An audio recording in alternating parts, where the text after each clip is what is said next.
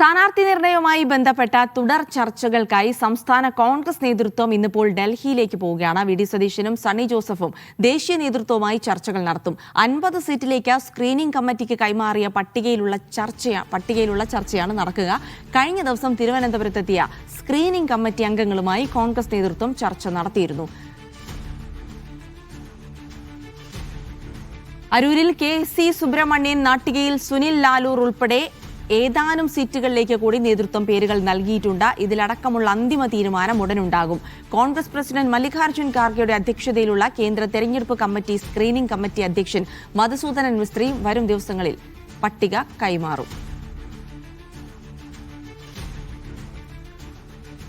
അപ്പോൾ നമുക്ക് ഡൽഹിയിലേക്ക് പോകാം. ആദ്യം വിവരങ്ങൾക്കായി RB സനൂപും ചേരുന്നുണ്ട്. ആദ്യം റഷീദ് ബിൻ മുഹമ്മദിലേക്കാണ്. റഷീദ്, ഇന്നിപ്പോൾ ഡൽഹി കേന്ദ്രീകരിച്ചുള്ള ചർച്ചകളിൽ ഏറ്റവും പ്രധാനമായി എത്ര പേരുടെ ലിസ്റ്റാണ് അന്തിമമാക്കാൻ പോകുന്നത്? എന്തൊക്കെ ചർച്ചകൾ ഇന്ന് പ്രതീക്ഷിക്കണം?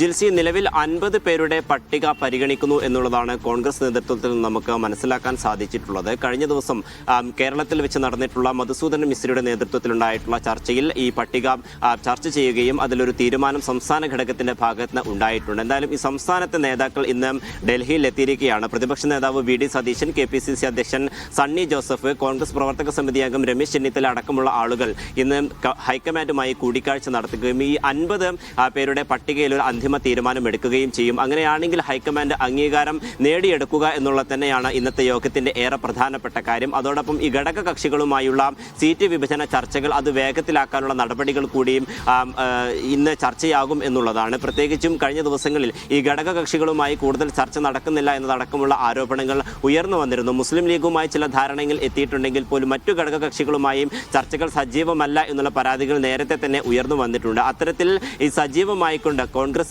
ഈ 50 പേരുടെ പട്ടികക്ക് ആദ്യം അംഗീകാരം നൽകുക, പിന്നീട് മറ്റുള്ള സ്ഥാനാർത്ഥികളെയും തീരുമാനമെടുക്കുക, ഇതിനുശേഷം ഈ ഘടക കക്ഷികളുമായുള്ള ചർച്ചകൾ സജീവമാക്കുക എന്നതടക്കമുള്ള കാര്യങ്ങളായിരിക്കും ഇന്ന് ഡൽഹിയിൽ ചേർന്ന യോഗത്തിൽ പ്രധാനമായും ചർച്ചയാവുക. അതോടൊപ്പം മറ്റു ഈ സ്ഥാനാർത്ഥികളുമായി ബന്ധപ്പെട്ടുള്ള നിർണയവും ഏറെ പ്രധാനപ്പെട്ട ചർച്ചയാകും. പ്രത്യേകിച്ചും ആദ്യഘട്ടത്തിൽ പരിഗണിക്കുന്ന 50 പേരിൽ ഈ നിലവിലെ സിറ്റിംഗ് MLA-മാരും അതോടൊപ്പം തർക്കങ്ങളില്ലാത്ത സീറ്റുകളുമായി ബന്ധപ്പെട്ട സ്ഥാനാർത്ഥികളുടേതുമായിരിക്കും. അത്തരം കാര്യങ്ങളിൽ അന്തിമ തീരുമാനം എടുത്തുകൊണ്ട് എത്രയും വേഗം പ്രചാരണത്തിലേക്ക് ഇറങ്ങുക എന്നുള്ളത് തന്നെയാണ് കോൺഗ്രസ് നേതൃത്വം കണക്ക് കൂട്ടുന്നത്.